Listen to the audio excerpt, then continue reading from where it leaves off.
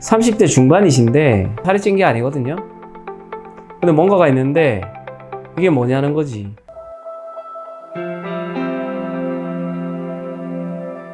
안녕하세요. 탱탱하게 글램하게 탱글 성형외과 오창현 원장입니다. 오늘은 남자분들이 많이 가지고 계신 고민이죠. 여유증에 대해서 한번 저희가 알아보는 시간을 갖도록 하겠습니다. 일단 여유증이라는 거는 보통 남자분들이 가슴이 이렇게 튀어나오고 특히 유두나 유륜 쪽이 이렇게 뻥긋해 보이고 하면은 전부 다 이제 다들 여유증이라고 생각하시는 경우가 많은데 그게 진성이냐 가성이냐를 또 구분을 할 수가 있거든요. 진성 여유증 같은 경우는 여성분들처럼 그 뻥긋하게 튀어나오는 부위에 유선이 있어야 돼요.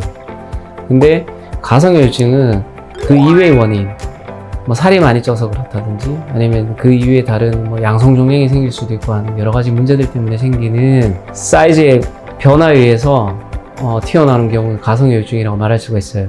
남자 가슴이 커지는 원인에 대해서 이렇게 여러 가지가 있어요. 보시면은 B9이라는 거는 이제 양성 종양을 의미하고요.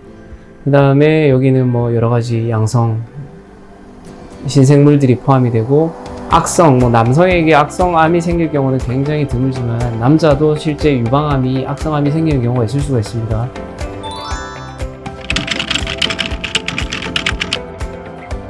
그 다음에 가장 대표적인 게 이제 여성형 유방증, 가이네코마스티아라고 하는 여성형 유방증을 들 수가 있는데요. 여기 보시면은 패티 하이퍼트로피라고 되어 있는 여기 슈도 가이네코마스티아라는 게 있어요. 보시면은 슈도라는 게 가짜라는 뜻입니다.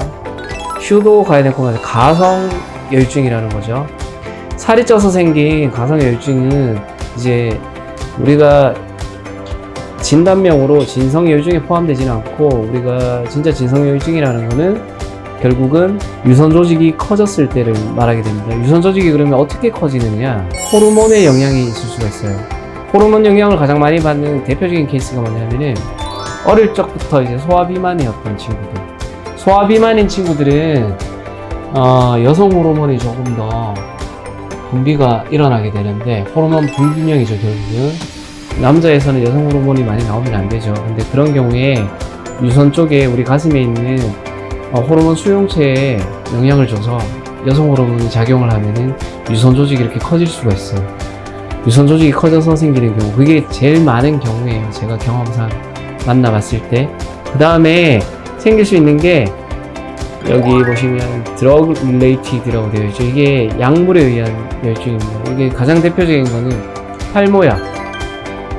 탈모약은 어떤 역할을 하게 되냐면은 이제 남성 같은 경우에 탈모가 생기는 원인이 남성 호르몬이 과다한 경우에 탈모가 생기는데 이 탈모는 이제 남성 호르몬을 억제시켜 주거든요. 탈모약을 먹었을 때 흔히들 생기는 문제가 성욕 감퇴, 성기능 감퇴 이런 증상들이 생길 수가 있어요. 그런 경우에는 이제 탈모약에 의해서 여성 호르몬이 나오게 되면 이제 유선이 커지는 거죠. 그런 경우가 있는데 실제 저랑 가장 친한 친구라고 할 수 있는 성형외과 전문의가 있어요. 머리 식는 친구. 그 친구 이야기로는 탈모약 먹는 사람들의 한 1% 정도가 여유증이 생긴다고 이야기를 하거든요. 생각보다 적은 수치일 수도 있지만 탈모 인구가 워낙 많기 때문에 그만큼 생기는 절대수는 많다고 보실 수가 있어요. 이렇게 원인은 제가 좀 간략하게 설명을 드릴 수가 있겠습니다. 네.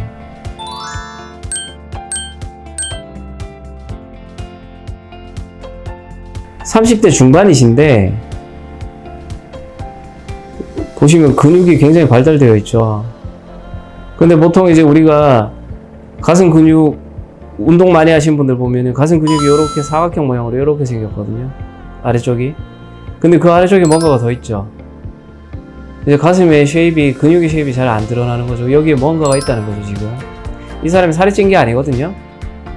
근데 뭔가가 있는데 이게 뭐냐는 거지. 물론 지방도 좀 있어요. 있는데 이분은 어릴 때부터 좀 비만이었던 친구인데 여기 유선이 있는 거예요. 유선. 그럼 이분이 수술하고 나서 모양이 어떻게 되냐면은 여기 멍이 좀 있으신데 요거는 제 환자분들 중에서는 한 중간보다는 조금 더 멍이 든 정도라고 좀 그렇게 이해해 주시면 좋을 것 같고 45도로 보시면은 여기가 두툼하던 게 이게 얄쌍해졌죠. 결국은 아래쪽 여기 가슴 근육 아래쪽 부위에 있는 요 부위에 볼륨감들이 빠지니까 지금 붓기가 더 빠지면 여기가 쉐입이 더 나타날 건데 이렇게 조절이 된 거죠. 그리고 유두 모양을 보시면은 딱 밀착이 되어 있죠. 요건 제가 좀 이따가 이 수술 방법에 대해서 설명드릴 때 또 요거의 비법에 대해서도 또 하나 또 설명을 드릴 거예요. 이게 단순히 조직만 제거한다고 이렇게 밀착감을 만들어내지 못하거든요. 그래서 요 부분이 이렇게 변화가 됐고, 그 다음에 옆에서 보시면은 이런 느낌이신 거예요. 전체적인 볼륨감이 줄었죠, 그죠? 45도로 보시면은 뭔가 조금 뭐가 끼어 있다는 느낌이, 전체적으로 지방도 좀 끼어 있고 뭐가 약간 좀 그런 느낌이 조금 더 날씬해진 느낌이 드시죠? 요건 이제 저희 병원에 오시면은 진단을 위해서 이게 진성인지 가성인지를 구분하기 위해서 찍는 초음파입니다. 요분이 수술 전에 찍은 초음파랑 수술 중에 제가 유선 두께를 또 측정한 거랑 비교를 해보면은 여기 이렇게 하얗게 보이는 얘들이 유선이에요. 수술 전에 보시면은 여기가 진피고 진피 아래쪽부터 이렇게 유선이 있어요. 그리고 여기 아래쪽 여기는 이제 가슴 근육이 됩니다. 이 두께가 여기가 왼쪽이거든요. 왼쪽이 지금 2.44cm, 여기는 2.33cm. 이제 이게 우리 의료보험 적용 기준이 되는 거죠. 의료보험 적용 기준이라는 거는 사이먼 등급 2A 이상, 그 다음에 유선 두께가 2cm 이상, 이 두 개가 다 만족이 돼야지 이제 이 여유증 의료보험 혜택을 받으실 수가 있어요. 제가 수술을 하고 나서 중간에 찍은 초음파인데요. 이 수술이 유선이나 지방 조직을 다 걷어내는 수술이 아닙니다. 얇게 패딩 조직을 남겨줘야지 심각한 함몰이나 가슴 모양의 변형 등을 방지를 할 수가 있거든요. 우리 살도 보시면 이렇게 미끄러지죠.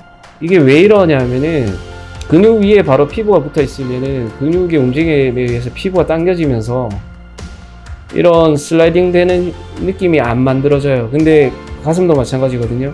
가슴 조직 아래 얇게 조직을 남겨놓지 않고 바로 근육하고 붙게 만들어 버리면은 가슴 근육이 힘을 줄 때마다 피부가 쑥쑥 꺼지는 거죠. 그런 현상이 생기면 안 되겠죠. 그래서 얇게 패딩 조직을 남겨주는 게 또 수술의 핵심이에요. 지방 흡입도 마찬가지지만 여유증도 아래 남아있는 조직을 다 제거하는 게 수술을 잘한 게 아니라 적절한 두께를 남겨서 피하 조직을 남겨주는 게 굉장히 중요하거든요. 그래서 이런 식으로 유선을 제거하게 되면 두께가 줄어들어요. 이렇게 수술 이제 직후의 모습이라고 보시면 돼요. 유선 두께. 근데 여긴 붓기가 조금 남아있기 때문에 이게 더 줄어들 거라는 거죠. 정리를 좀 해드리면은 흉터가 티가 안 나야 된다. 그 다음에 함몰되지 않아야 된다. 함몰되지 않아야 된다는 거는 적절하게 지방층 및 유선 조직층이 100% 제거되는 게 아니라 얇게 깔려져 있어야 됩니다. 그것도 고르게. 그러려면은 유선 조직 제거만 하는 게 아니라 지방 흡입으로도 주변을 충분하게 다듬어서 가슴 전체가 두께감이 거의 일정한 느낌이 들도록 만들어줘야 됩니다. 그 다음에 세 번째로 이제 유두 모양에서 중요한 게 유두가 수술하고 나서도 약간 뻥긋한 느낌이 드는 부분을 정확하게 잡아줘서 고정을 해줘서 밀착감을 만들어줘서 깔끔한, 나중에 볼륨 전체적인 볼륨이 빠져도 T 입으면 또 여기가 좀 튀어나와 보이거든요. 그런 경우는 그러면 이제 수술이 100% 다 만족스럽지는 않을 거란 말이죠. 그래서 그 세 가지 정도 좀 중요한 포인트라고 말씀드릴 수 있겠네요. 네, 그래서 오늘 여유증에 대해서 간략한 원인과 수술 방법에 대해서 알아봤는데 여러분들께 좀 유익한 정보가 전달이 되었으면 좋겠습니다. 그리고 추가적인 내용들은 또 다음에 또 제가 언급할 수 있도록 해드릴게요. 이상 탱탱하게 글램하게 탱글성형외과 원장 오창현이었습니다. 감사합니다.